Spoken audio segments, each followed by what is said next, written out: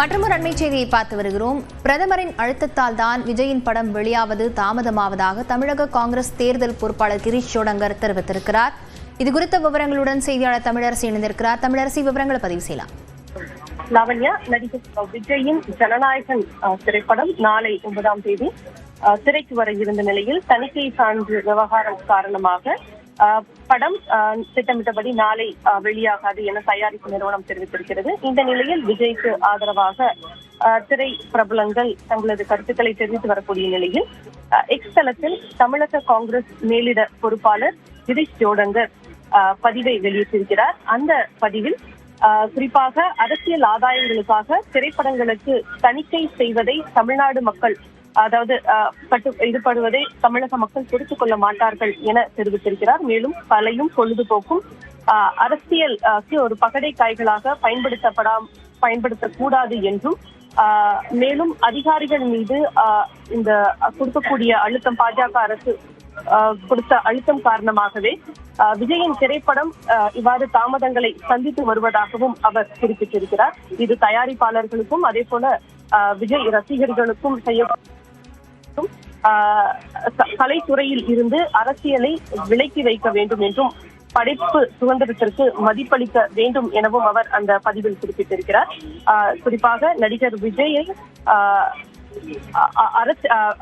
மோடி நடிகராக எதிர்கொள்ளாமல் அரசியல்வாதி விஜயாக எதிர்கொண்டு தங்களை நிரூபிக்க வேண்டும் என கிரீஷ் ஜோடங்கர் தனது எக்ஸ்தல பதிவில் வெளியிட்டிருக்கிறார். இதே போல காங்கிரஸ் கட்சியைச் சேர்ந்த நாடாளுமன்ற உறுப்பினர் மாணிக்கம் தாக்கூரும் விஜய்க்கு ஆதரவு தெரிவித்து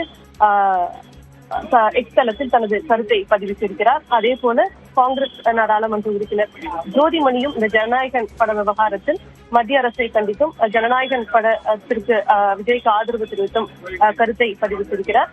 தொடர்ந்து காங்கிரஸ் கட்சியைச் சேர்ந்த முக்கிய நபர்கள் தற்போது இந்த தணிக்கை விவகாரத்தில் சிக்கியிருக்கக்கூடிய ஜனநாயகன் படத்திற்கும் விஜய்க்கும் ஆதரவு தெரிவித்து எக்ஸ் தளத்தில் பதிவுகளை வெளியிட்டு வருகின்றனர். லாவண்யா, தமிழரசி, தொடர்ச்சியாகவே காங்கிரஸ் கட்சி தலைவர்கள் நீங்க சொன்னது மாதிரி விஜய்க்கு ஆதரவாக இந்த படம் வெளியாவது குறித்த தாமதம் குறித்து கருத்து பதிவிட்டு வருகிறார்கள். இதன் பின்னணி என்னவாக பார்க்கப்படுகிறது? அரசியல் விமர்சகர்கள் என்ன கூறுகிறார்கள்?